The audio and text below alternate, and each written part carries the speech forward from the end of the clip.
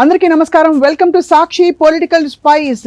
చాలా క్లిష్ట పరిస్థితుల్లో ఇప్పుడు మీడియా అండ్ జర్నలిజం ఉన్నట్టు స్పష్టమైన సూచనలు, సంకేతాలు మనకు వస్తున్నాయి. రీసెంట్గా ఒక ప్రధాన టీవీ ఛానల్ న్యూస్ రూమ్లో ఒక వ్యక్తి కూర్చుని రామ్ గోపాల్ వర్మ తల నరికితే ₹1 కోటి ఇస్తాను, ఎవరైనా రెడీ అని సవాల్ విసిరారు. ఇలాంటి హింసాత్మకమైన వ్యాఖ్యలు చేసినా కూడా అక్కడ సదరు వ్యాఖ్యాత ఎవరైతే ఉన్నారో యాంకర్ గారు, ఆయన దీన్ని నివారించలేదు, దీన్ని నిలువరించలేదు, ఏ విధమైన చర్యలు తీసుకోలేదనే ఒక భావన కలుగుతోంది. ఈ అంశంపై మాట్లాడబోతున్నాము. ఎటువైపుకి వెళ్తూ అసలు ఎవరని ఉంటారు, ఎవరు అనిపించుంటారు ఈ మాటలు, దీనికి పర్యవసానాలు ఎలా ఉండాలి? మనతో పాటు ప్రముఖ రాజకీయ విశ్లేషకులు కేఎస్ ప్రసాద్ గారు సాక్షి స్టూడియోస్లో ఉన్నారు. నమస్కారం సార్. నమస్తే. మీరు చూసిన సంఘటన నేనైతే షాక్ అయ్యాను సార్. ఎందుకు షాక్ అయ్యామంటే, పొలిటికల్గా డిసగ్రిమెంట్స్ ఉండొచ్చు కానీ ఒక డైరెక్ట్గా హింసాత్మక వ్యాఖ్యలు చేయడం అన్నది సిస్టమ్ని ఐ డోంట్ కేర్ అని చెప్పడం. సిస్టంలో ఉన్న వాళ్ళకి, తర్వాత విలువల్ని పరిరక్షించే వాళ్ళకి, తర్వాత మనం ఒక డెకోరం మెయింటైన్ చేసే వాళ్ళకి అండ్ ప్రొఫెషనలిజం అన్నది ఉన్న వాళ్ళకి ఏమైనా చెప్తే ఎవరైనా అర్థమవుతుంది. ఏమీ లేని వాళ్ళకి ఎవడికి వాడే ఒక ప్లకార్డ్ వేసుకుని నేను ఇది అని నటించే రసవత్తర ఒక డైలీ ఎపిసోడ్ కార్యక్రమానికి యాజ్ పర్ ద స్క్రిప్ట్ అన్న దగ్గర, ఇప్పుడు చూడండి, సినిమాల్లో ఒకడు నువ్వు వాళ్ళ డాక్టర్, రేపు లాయర్, ఎల్లుండి జర్నలిస్టు, ఎల్లుండి ప్రజాస్వామ్యవాది అనే ఒక సినిమాల్లో ఎలాగైతే ఉంటాయో అలా కొంతమందికి అక్కడ నువ్వు మోడరేటర్వి, జర్నలిస్ట్ అని ఒక ఇన్వర్టెడ్ కామాలో బిల్డప్. మన దరిద్రంగా ఏంటంటే, నేను పెట్రోల్ బంకులోనే నేను జర్నలిస్ట్ని కాదని చెప్పిన తర్వాత కూడా మన జర్నలిస్ట్ కోణంలోనూ ఆ ప్రాస్పెక్ట్లోనూ మాట్లాడుతూ ఎలివేట్ చేస్తూ ఎక్స్క్యూజెస్ ఇస్తున్నాం. అవును. అండ్ మోర్ ఓవర్ ఒక రిపీటెడ్ బిహేవియర్, అంటే ఫిజికల్లీ అండ్ మెంటల్లీ అన్నది నేను రెండు ఎందుకు చెప్తున్నానంటే, ఇంకో అదే ఓ బోగోని ఛానల్లో ఒక విష్ణువర్ధన్ రెడ్డిని మిగతా కొట్టిండు ఇదే వ్యక్తి. ఇక్కడ ఈ స్క్రిప్ట్కి రంజింపజేయడానికి ఒక స్క్రిప్టెడ్ డిజైన్డ్ ప్రోగ్రాంలో ఈ విధంగా ఫ్రస్ట్రేషన్ బయటికి తీయాలి. అది ఎందుకు? సాధారణంగా ఏంటంటే వాళ్ళ పార్టీకి సంబంధించిన వాళ్ళు ఎవడైనా బాధపడాలి, బహిర్గతం చేయాలి. ఆల్రెడీ ఆ పార్టీకి సంబంధించిన ఒక జనరల్ సెక్రటరీ స్థాయిలో లోకేష్ అనే వ్యక్తి కోర్టు పరంగా, మీరు గమనిస్తున్నారో లేదో, ఎవరైతే వాళ్ళకి సానుభూతి పరులుగా ఉంటారో వాళ్ళతో ఒక డిఫరెంట్ గేము, వీళ్ళు మాత్రం ఏదో చట్టానికి అతీతం కానట్టుగా నటనా సామర్థ్యాన్ని పెంపొందించేస్తూ గౌరవ న్యాయస్థానాల మీద వీళ్ళకే ఏదో గౌరవం ఉన్నట్టు న్యాయస్థానంలో ఆ సెన్సార్ బోర్డుకి సర్టిఫికేట్ ఇవ్వద్దని, తర్వాత సెన్సార్ బోర్డు సర్టిఫికేట్ ఇచ్చిన తర్వాత సినిమా రిలీజ్ చేయడానికి ఆపమని, ఇలాంటి కోర్టు పరమైన అంశాలతో ముడిపెట్టి ప్రపంచానికి ఎక్కడ అచ్చాని పచ్చపోసల్లో నటిస్తున్నారు. అక్కడ ఇక్కడ నవరస నటన సార్వభౌములైన వీళ్ళు ఈ మనోరంజక కార్యక్రమానికి ప్రజలకి, వాళ్ళకి కావాల్సిన ప్రజలకి అనుగుణంగా ఒక రంజింపు చేయడానికి ఒక యాక్ట్ని జస్టిఫై చేస్తున్నారు. Right. So this is nothing but a provoking. ఇప్పుడు మనం సమాజంలో బతుకుతున్నాం. సమాజానికి ఒక డెకరం ఉంది. ఇప్పుడు సే ఫర్ ఇన్స్టెంట్, నేను ఒక పిచ్చి వాళ్ళని నడుచుకుని రోడ్డు మీద వెళ్తున్నప్పుడు నన్ను తలుచుకుంటే సమాజంలో అందరూ కలిపి నన్ను ముట్టడించి కొట్టి చంపేవచ్చు. కానీ సమాజం మనకి ఏం నేర్పిందంటే, నా బిహేవియర్ కరెక్ట్గా లేనప్పుడు నీ బిహేవియర్ కరెక్ట్గా ఉంది కాబట్టి నువ్వు పక్కకి తప్పుకుని వెళ్ళన్నారు. ఇప్పుడు ఉదయం మెంటల్గా ఉన్న వ్యక్తి ఒక అతను కర్ర పట్టుకుని ఏదో కొట్టడానికి ఏదో వస్తున్నప్పుడు మనం అక్కడ సంయమనం పాటించి ఉంటున్నామా, లేకపోతే తిరగబడి అందరూ అది కర్ర పట్టుకున్నాడు కాబట్టి ఉన్న 10-20 మంది కలిపి కొట్టేస్తున్నామా?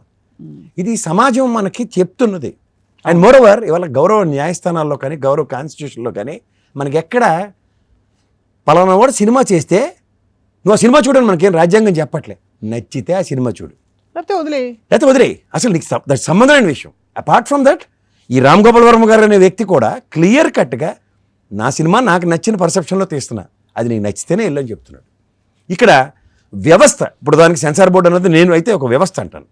అందులో అశ్లీలత ఉండొచ్చు, లేకపోతే చెత్తా చెదారం ఉండొచ్చు, లేకపోతే ఒక వ్యక్తిగతం మీద తీసిన బయోపిక్ ఉండొచ్చు. అది కన్విన్సింగ్గా లేనప్పుడు, వాళ్ళ పరిధిలో అది కన్విన్స్ అయినప్పుడు నేను అవ్వండి.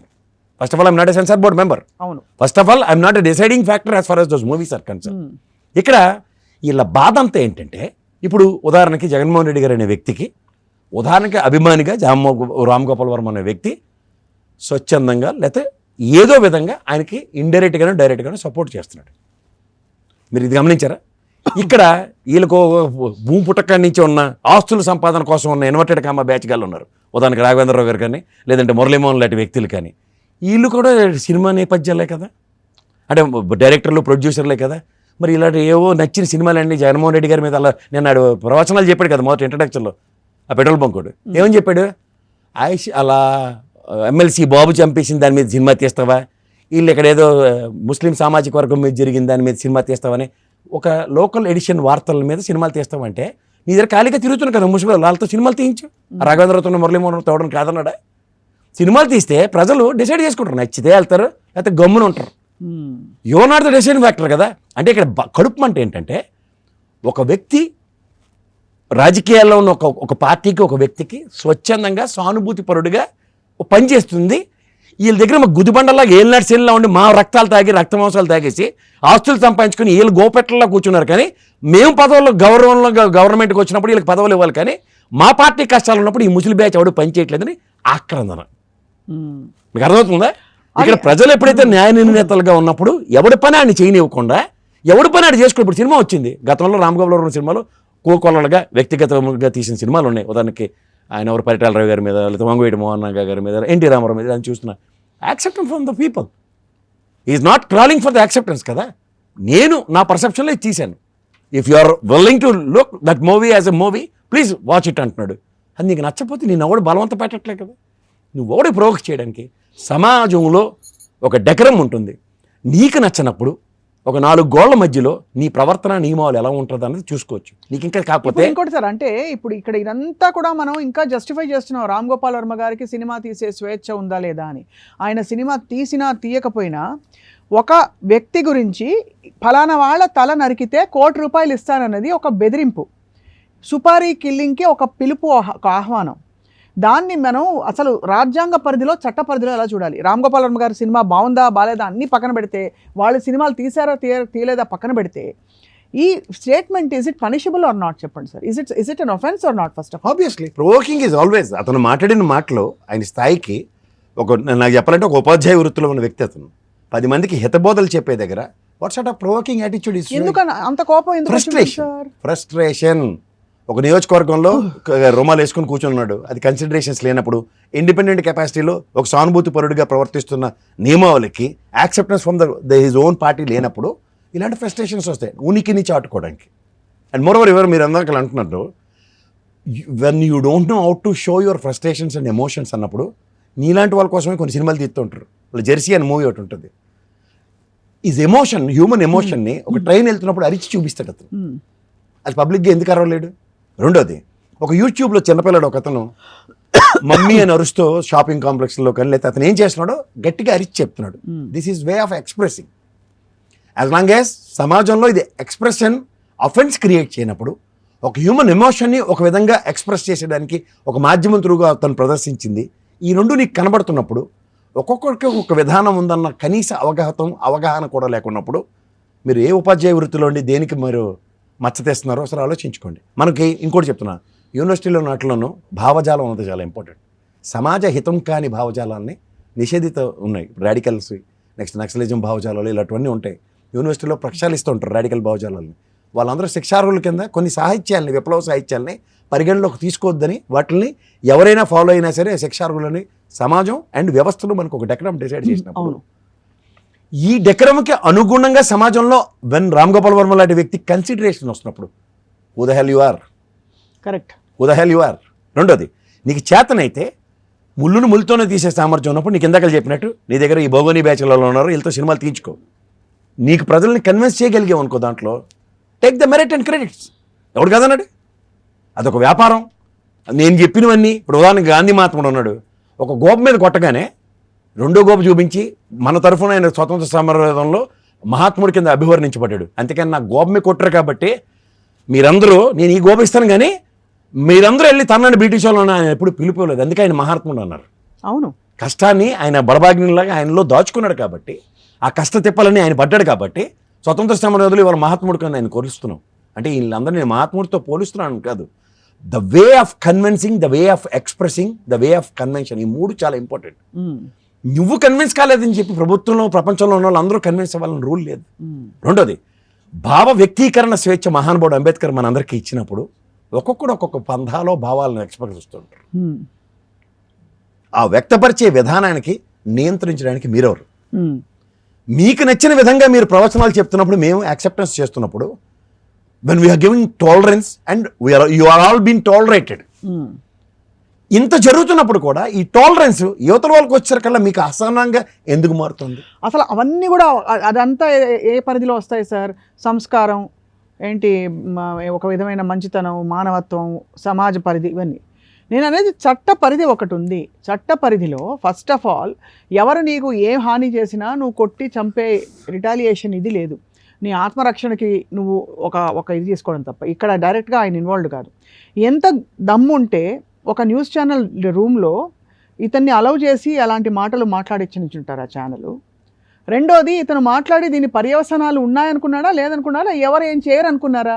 అంటే ఎందుకు ఆ విధమైన ఇప్పుడు రేపటి రోజున ఎవరన్నా వచ్చి ఇప్పుడు నడి రోడ్డు మీద ఎవరో లాయర్లు ఇద్దరిని హత్య చేస్తారని చెప్పి మన నెత్తినోరు బాదుకుని ఇప్పుడు దీనికి what is different from this? And దానికి తోడు కొంతమంది వత్తాసు పలికి, కొంతమంది జర్నలిస్టులు ట్విట్టర్ ముఖంగా వత్తాసు పలికి రాయడం చాలా దురదృష్టకరం. ఎందుకంటే మెడకాయ మీద తలకాయ ఉన్నవాడు ఎవడూ కూడా ఈ వ్యాఖ్యల్ని సమర్థించడు. నువ్వు విడిగా కావాలంటే గొడవ పెట్టుకో, ఇందులో గడ్డం సరిగ్గా లేదు, లేకపోతే చంద్రబాబు నాయుడు గారి క్యారెక్టర్ బాగాలేదనో, జగన్మోహన్ రెడ్డి గారి క్యారెక్టర్ ఇలా ఉందనో, ఇంకోళ్ళ క్యారెక్టర్ ఎలా ఉందని చెప్పు సినిమా పరిధిలో. కానీ ఈ వ్యాఖ్యని సమర్థించేవాడు ఎవడైనా సమాజానికి లోబడి ఉన్న వ్యక్త, చట్టానికి లోబడి ఉన్న వ్యక్త చెప్పండి. ఇప్పుడు మీకు నాగబాబు గారు కూడా పెట్టారు. నాగబాబు గారు అంతా ఇదిగా మాట్లాడతారు కదా సార్, ఆయన కూడా దాన్ని హేళన చేశారు. మొత్తం నీకు సినిమా టీం దొరికిందా అని. నేను చెప్తుంది అదే. ఇప్పుడు మనకి కోడ్ ఆఫ్ కండక్ట్ అని ఉంటుంది సమాజం. దాని ప్రకారం ఆత్మహత్య నేరం, నన్ను నేను చంపుకుంటానంటేనే నేరం. అవును. అలాంటి దగ్గర వేరే వాడిని నేను చంపుతానని ప్రొవొకేషన్ ఇవ్వడం ఇంకెంత పెద్ద నేరం. ఇది సమాజంలో మనకి తెలిసిన కోడ్ ఆఫ్ కండక్ట్. నేను ఇందాక నేను చెప్తుంది అదే. ఈ కోడ్ ఆఫ్ కండక్ట్కి విభిన్న పంథాలో, విభిన్న తరహాలో కేవలం స్వీయమర్దన అంటే వాళ్ళకి నచ్చినట్టుగా వాళ్ళు భజన చేసుకునే కార్యక్రమానికి, ఒక మనోరంజక కార్యక్రమానికి తెరలేపారు ఆ రెండు బోగోని ఛానల్లో. ఈయన దూడ పౌడర్ డబ్బా ఒకడు. వీళ్ళు గమనిస్తే ఏం చేస్తారంటే వ్యక్తిగత హననం, వ్యక్తిని హననం చేస్తూ సర్వైవ్ అవుతున్నారు. అది మేబీ జగన్మోహన్ రెడ్డి గారు లేకపోతే ఆయన కుటుంబం.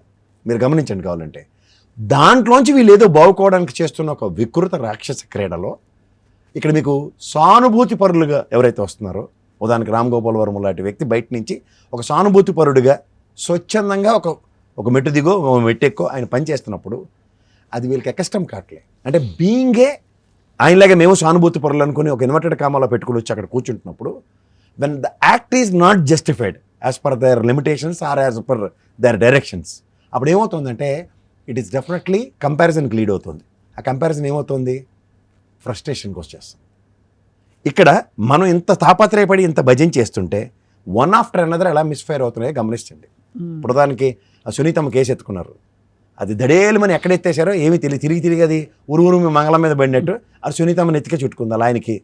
2 రోజుల్లో నేను కూడా దాని మీద ఖచ్చితమైన విత్ ఎవిడెన్స్, సబ్స్టాన్షియల్ ఎవిడెన్స్తో నేను బయటపెట్టదలుచుకున్నాను. ఎవరు తప్పు ఎవరు ద్రోహి. ఇన్నాళ్ళు 4 ఏళ్ళ పాటు కాలక్షేప కార్యక్రమం ఏం జరిగింది అదే అని.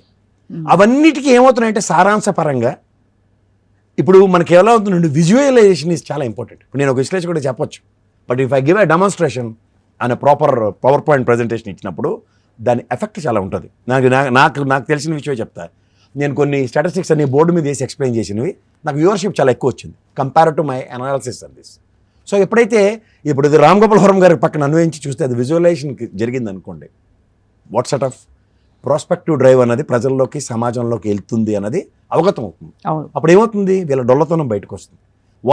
నేను ఇందాక చెప్పినట్టు ఉపోద్ఘాతంలో అచ్చాని పచ్చపూసల్లో కోర్టుల పరంగా రాంబాణాలు కొట్టుకొని సస్తున్నారు. ఇక్కడ ఈ బోగోని బ్యాచ్ వాళ్ళందరూ ఏం చేయాలి, ఆ ఛానల్లో కూర్చుని ప్రజల్ని డిఫరెంట్ ఆస్పెక్ట్లో ప్రొవోక్ చేసి ప్రజల్లోకి వెళ్ళిపోవాలి వాళ్ళకన్నా ముందు. ఈ క్వశ్చన్ కూడా అడగబోతున్నాను నేను. మీరు ప్రజల్ని ప్రొవోక్ చేయడం అంటున్నారు సార్. ఇప్పుడు ఎవరైనా ఎంతటి మనిషి అయినా నేను కూర్చుని తలనరికేస్తా అని కూర్చునే వ్యక్తిపై ఎవరికైనా కించిత్ సానుభూతి కానీ, అభిమానం కానీ, ప్రేమ కానీ, ఇంకోటి కానీ వస్తుందా చెప్పండి? దానికి ఎగ్జాంపుల్ చెప్తానమ్మా. అంటే మనుషులు మానవత్వం ఉన్న వాళ్ళకి ఎవరికైనా వస్తుందా చెప్పండి? నీకు మనుషులు మానవత్వం గురించి కన్నా ప్రొఫెషనలిజం అని చెప్తా. ఉన్నారు సార్ కదమ్మా, నేను ఒక్క నిమిషం ఎక్స్ప్లెయిన్ చేయాలి. ఇది యాజ్ ఎ ఉమెన్ నువ్వు ఒక తల్లిగా నీకు ఒక రోల్ ఉంది. యాజ్ ఎ ప్రొఫెషనలిస్ట్ జర్నలిస్ట్గా నీకు ఒక 2 విలువలు ఉన్నాయి. ఉదాహరణకి మీ ఇంట్లో మీ అమ్మాయి అబ్బాయో కోపంగా నీకు నచ్చని విధంగా పనిచేస్తే చంపేస్తాను రే అని వార్నింగ్ ఇస్తావు. అది ఒక తల్లి టెరిటరీ ఇన్ ద హౌస్ భయపెట్టడం. ఇదే ఒక ప్రొఫెషనలిజంలో ఒక తల్లి మీద నువ్వు చేస్తున్న ఒక ఎపిసోడ్ ఉందనుకో, దానికి నువ్వు ఎక్స్ప్లెనేటరీ మాడ్యూల్లో చెప్తావా, లేకపోతే నేను ఇవాళ నా పిల్లల్ని చంపేస్తాను ఇంట్లో చెప్పొచ్చాను, ఇక్కడ మీ సమక్షంలో మళ్ళీ చెప్తున్నానని దాన్ని అట్రిబ్యూట్ చేసి మాట్లాడతావు? అంటే అది నేను అంటుంది ఏంటంటే ఒక ప్రొఫెషనలిజం అండ్ ఫ్యామిలీకి సంబంధించిన అంశాల్లో ఏది ఎక్కడ ఎలా అన్నది నియమ నియమాలు, ఇది కోడ్ ఆఫ్ కండక్ట్ ఆఫ్ సొసైటీలో ఆ డెకరంని మీరు మెయింటైన్ చేసినప్పుడు ఏమవుతుందంటే తల్లిగా మీ రోల్ ఇంట్లోనూ, ప్రొఫెషనల్గా ఇక్కడ జస్టిఫై అవుతుంది. బట్ ఇక్కడ మీరు జర్నలిస్ట్ కాదనుకోండి, అదే ఒక ఉద్వేగంతో మీరు అన్న మాటలు మామూలుగా అనుకునే మాటలు ఇంట్లో అని అంటున్నారు. అసలు వ్యవహారికంగా కూడా సార్ ఎవరు కూడా కొంతైనా ఏదో ఒక బాధ్యత, ఏదో ఒక స్పృహ ఉన్నవాళ్ళు ఇలా మాట్లాడరు. చంపేస్తాను రా నువ్వు, ఊరికే పిల్లల్ని కానీ శత్రువుల్ని కూడా ఓపెన్గా అలా అనరు. మీకు అందులో ఒక చిన్న కోపం వచ్చినా దాన్ని నిర్వహించుకుంటారు తప్ప ఇక్కడ మీకు ఒక విషయం నోటికి వచ్చినట్టు మాట్లాడరు కదా సార్ పబ్లిక్ ప్లాట్ఫామ్ లో. ఇక్కడ మీకు అదే నేను జరిగిన దాంట్లో ఇనబిలిటీని ఎక్స్ప్రెస్ చేశాడు. నాకు చేత కాదు, నేను చంపలేను అతన్ని, ఎవడో చంపితే ₹1 ఇస్తాను, ₹1 ఇస్తాను. కానీ దానికి ఎవడో స్పందించి నేను చంపుతా రెడీ అన్నాడు. అంటే ఇది ఎటుపోతున్నట్టు అంటే సోషల్ మీడియా ముఖంగా మనుషులు కనిపించరు కాబట్టి ఎవడో అక్కడ ఏదో అని ఇంకోటేదో అంటే అది ఆ కాన్వర్సేషన్ కొనసాగుతోంది ఒక సభ్య సమాజంలో, అది చూస్తూ ఊరుకుంటున్నామని. ఎందుకు? ఒక వ్యక్తి ఎవరో ఆయనకు నచ్చిన సినిమా తీసుకున్నాడని. ఇక్కడ రామ్ గోపాల్ వర్మ గారా ఇంకోళ్ళ అని కాదు, ఎవరిని అన్నా కూడా తప్పే కదా సార్ ఈ మాట. ఇక్కడ జరుగుతుంది ఏంటంటేనమ్మా, నా పర్సెప్షన్లో నేను చేస్తుంది రైటు అని ఇండివిజువల్గా ఎవరికి వాడు తీసుకున్న ఒక స్టాండ్స్కి సమాజ హితం అన్నది ఒక బార్డర్ ప్రాస్పెక్ట్లో ఉన్న ఒక పెద్ద ఫ్రేమ్లో వీళ్ళు ఇమడలేకపోతున్నారు. అదే ఇమడలేనితనం ఎలా ఉంటుందంటే అది ఖచ్చితంగా ఫ్రస్ట్రేషన్కి లీడ్ అవుతుంది. And more in to this, విలువలతో కూడిన జర్నలిజం అని మాట్లాడతారు ఎవరైనా సరే. ఆ విలువలు ఎక్కడ ఉన్నాయని ఎత్తుక్కునే పరిస్థితి వచ్చినప్పుడు ఇలాంటి అన్నెసరీ ప్రొవకేషన్స్ వస్తాయి. ఇంకోటి ఏంటంటే సామర్థ్యం ఎప్పుడైతే నీ దగ్గర ఉంటుందో ఆ సామర్థ్యానికి తగ్గ పనితో అవుట్కమ్ డెలివరీ అవుతుంది. సామర్థ్యాన్ని ప్రదర్శించే దగ్గర అవుట్కమ్ ఈ రోజుకి కూడా డెలివరీ కావట్లేదు అనుకోండి, అది మళ్ళీ ఫ్రస్ట్రేషన్కి లీడ్ అవుతుంది. ఇప్పుడు అన్నారు ఈ మాట, ఇది అయింది, ఆయన కంప్లైంట్ ఇచ్చారు డీజీపీకి. ఎందుకంటే ఇలాంటి వ్యాఖ్యల్ని ఆయన ఏ విషయాల్ని పట్టించుకొని రామ్ గోపాల్ వర్మ అంటే ట్విట్టర్లో ఆయన రకరకాల మాటలు ట్రోల్ చేస్తారు, మంచి మాటలు అంటారు, భక్తులు ఉన్నారు ఆయనకి, ఇంకో పక్క తీవ్రంగా విమర్శ, కానీ ఎప్పుడు పట్టించుకోలే. దీన్ని పట్టించుకుని వెళ్ళి ఆయన కంప్లైంట్ ఇచ్చారు డీజీపీకి. దీని పర్యవసానాలు ఎలా ఉంటాయని మీ అంచనా సార్, యాజ్ అ సీజన్డ్ ఏం చెప్పాలి analyst and somebody who has seen society and law? అంటే దీనికి ఎవరైనా మనం ఇప్పుడు భావావేశంలో వాళ్ళ మీద మనం పొలిటికల్ వెంజంటాతోన లేదంటే భావావేశాన్ని వ్యక్తపరిచే విధానంలో ఎప్పుడైతే సంయమనం పాటించకుండా విచక్షణ రాహిత్యంగా సమాజాన్ని ప్రభావితం చేసినప్పుడు డెఫినెట్గా will be considered as an anti social situation. Anti social సిచ్యువేషన్లో మన పక్కవాడిని, నేను ఇందాక చెప్పింది కూడా అదే, నాకే ఆత్మహత్య చేసుకోవడానికి వెసులుబాటు లేనప్పుడు నేను పక్కవాడిని ఆ విధంగా నేను మాట్లాడడానికి ఎవరు ఇచ్చారు హక్కు? అదొకటి. రెండోసారి మీరు పిన్ పాయింట్ చేసి చెప్పారు కాబట్టి దీన్ని ఎక్స్టెండ్ చేస్తూ ఏదో ఒక ఫ్లోలో ఎవరో అడిగిన ప్రశ్నలకి ఎవరో ఎక్కడో మాట్లాడితే మీడియా క్యాప్చర్ చేయడం కాదు, ఒక ఆర్గనైజ్డ్ ఎన్వైరన్మెంట్లో ఒక దాదాపు ఎక్స్పెక్టెడ్ సిచ్యువేషన్లో, అంటే అక్కడ సర్ప్రైజ్లు ఏం లేవు, ఎవరో ఏదో అనేసి రే నేను కూడా అన్న పరిస్థితి కాదు. ఒక ఆర్గనైజ్డ్ ఎన్వైరన్మెంట్లో ఈ వ్యాఖ్య చేయబడిందంటే ఇది ప్రీమెడిటేటెడ్, ప్రీఫిక్స్డ్ అనడానికి, ఎందుకంటే ఆయన కంప్లైంట్లో అది కూడా రాశారు. ఉందా లేదా నిజంగానే మాట చెప్తున్నా, నేను కొట్టినట్టు నువ్వు గిచ్చినట్టు అన్న సామెత ఉంటుంది. అట్లా the provocation has been initiated by the moderator and the సబ్స్టాన్షియల్గా దాన్ని కంటిన్యూ చేసేది ఇతను. అక్కడ ఏంటంటే ఇంటెన్షన్స్ ఆర్ నాట్ రైట్. భావ వ్యక్తీకరణ స్వేచ్ఛ మిస్యూటిలైజ్ చేయబడింది. And more the purpose of the particular show is nothing but provoking. It is not at all in the frame and grudge of this thing. ఇప్పుడు నేను ఇందాక నేను చెప్తుంది అదే, సొసైటీలో చాలా చాలా చాలా చాలా ఉంటాయి. ఇప్పుడు నక్సలైట్లు లేదంటే ఎవరు యాంటీ సోషల్ ఎలిమెంట్స్ టెర్రరిస్టులు ఉంటారు. అరే ఆ టెర్రరిస్ట్ అని చెప్పి నేను చంపేశాను అనుకోండి, కెన్ ఇట్ బి? ఇప్పుడు సే ఫర్ ఇన్స్టెంట్ ఎన్ఐఏ దాడుల్లో కొంతమందిని పట్టుకుంటూ ఉంటారు. నేను వాళ్ళకన్నా రియాక్టివ్గా ఎన్ఐఏ దాడిలో వీడు రేపు దొరుకుతాడని చెప్పి నేను ఇవాళ నేను చట్టాన్ని నా చేతిలోకి తీసుకుంటే డెఫినెట్గా నేను ఐఎమ్ పనిషబుల్ సిచ్యువేషన్ నాకు. సో ఈ విధంగా నువ్వు ఒక క్యారెక్టర్ని, ఒక వ్యక్తిని డిసైడ్ చేసే హక్కు నీకు చట్ట పరిధిలో లేని వ్యక్తివి, నీకు ఎక్కడి నుంచి వస్తుంది హక్కు? And as far as individual character of Ram Gopal Varma అన్న వ్యక్తిని కనుక కన్సిడరేషన్ చేస్తే whatever you name it as, ఆయన మూవీస్ అన్ని సెన్సారే బయటకు వచ్చాయి, వ్యవస్థ పరిధిలోనే ఉన్నాయి.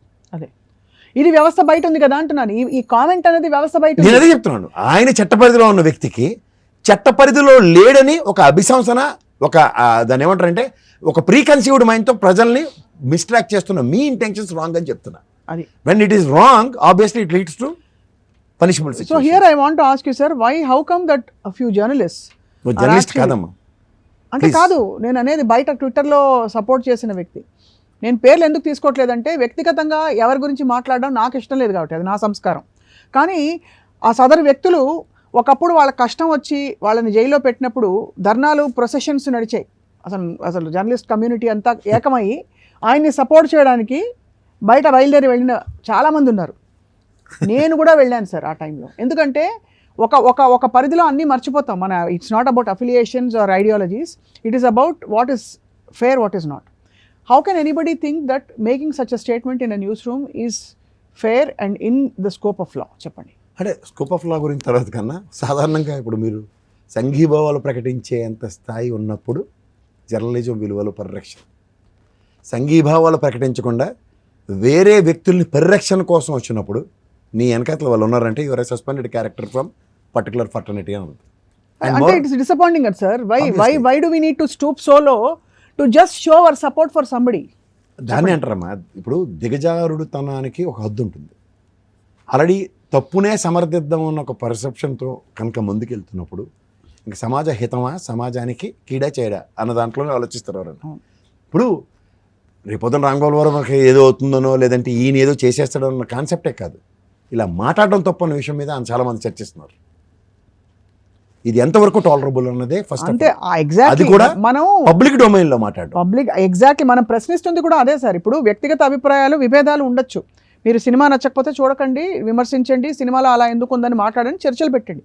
మనిషిని చంపితే ఇంత డబ్బులు ఇస్తా అనడం అనేది హింసాత్మక ప్రవృత్తి. ఇప్పుడు ఇలాంటి హింసాత్మక ప్రవృత్తిని సినిమా థియేటర్ల ముందున చాలా మంది సినిమా రిలీజ్ అయిన తర్వాత మైకులు పెడుతూ ఉంటారు జర్నలిస్ట్. వాళ్ళు రివ్యూస్ ఎట్లా ఉంటాయి, ఇదేం దిక్కుమాల సినిమా ఎవడు తీయమన్నాడు, జస్ట్ దే అబ్యూస్, కొన్న టికెట్ 200 రూపాయలు 250 నష్టం అని చెప్పి పోతారు. Then it's the matter, it is an entertainment, they decided to go. ఆ టెన్యూర్లో వాడు ఎంటర్టైన్మెంట్ ఇవ్వనందుకు he has to take all the nonsense from the people around. అది అంతవరకు పరిమితం అవుతకుండా వీడి కత్తో కర్ర పట్టుకుని వెళ్ళి థియేటర్ నాశనం చేస్తాను, అది హీరో ఇంటికి వెళ్ళి ఇదేం సినిమా తీసామని చెప్పి ఆయన దంతాన్ని చంపుతానంటే చట్టం ఊరుకుంటుందా? అట్లాగే ఇది కూడా వీళ్ళ పరిధిలో ఉన్నంత వరకు నటించవలసిన నటనకి beyond the 10 minutes and beyond the territories అనుకుంటే, ఇప్పుడు డైలీ సీరియల్లో క్యారెక్టర్లు ఉంటాయి చూడు, వాళ్ళు రాత్రి కత్తెట్టుకుని పడుకున్నప్పుడు పొడిచి పోవడాలు అటువంటివి ఉంటాయి. అండ్ నిజ జీవితంలో చేయి. మీకు ఇంకోటి చెప్తున్నా, ఈ ఛానల్లో మీరు గమనించవలసిన విషయం ఏంటంటే, ఒక డిజైన్డ్ ప్రోగ్రాంలో వాళ్ళకి ఫ్రస్ట్రేషన్ వచ్చినప్పుడల్లా, ఇప్పుడు ఉదాహరణకి బీజేపీలో గతంలో విష్ణువర్ధన్ రెడ్డి గారిని ఇంటెన్షనల్గానే కొట్టారు. కొట్టిన తర్వాత కన్సిడరేషన్ విష్ణువర్ధన్ రెడ్డికి బీజేపీ కొంత టెన్యూర్ ఆ ఛానల్లో లేదు, కానీ ఇతను మాత్రం నిలవేద్దాం కాదు. ఒక్కసారి డీప్గా డిస్ట్రిక్ట్గా ఆలోచిస్తే ఇదంతా రేటింగ్ కోసమా, లేక ఒక గ్రూప్ మెప్పు పొందడానికా, లేదు వాళ్ళు పవర్ఫుల్ అని ఫీల్ అవ్వడానికా? అంటే మీరు సైకాలజీలోకి వెళ్తే, బికాస్ ఇప్పుడు నువ్వు హీరో అవ్వడానికి నువ్వు ఫలానా వాళ్ళని చెప్పు చూపించన్నా అనుకోండి, నా సంస్కారం అడ్డొస్తే నేను చూపించలేను. అర్థమైంది కదా మీకు? మీరు చూపించలేరేమో, ఎవరు చూపించలేరేమో. అంటే కొంచెం బట్ దేనికోసం ఇది what are the gaining? Because వాళ్ళకే నెగిటివ్ అవుతుంది కదా సార్ చూస్తే. ఇప్పుడు నెగిటివ్ అవ్వదా చెప్పండి. ఇప్పుడు నేను ఒక టాస్క్ ఇచ్చారు, ఓ టాస్క్లో వాళ్ళు ఏం చేస్తారంటే యాక్ట్ని జస్టిఫై చేస్తూ ఇయర్స్ టుగెదర్ దే మేడ్ ఒక్క ₹10 పావలా కూడా లాభం లేని నిస్సహాయ స్థితికి ట్రైవ్ అయిపోయి కూర్చున్నారు.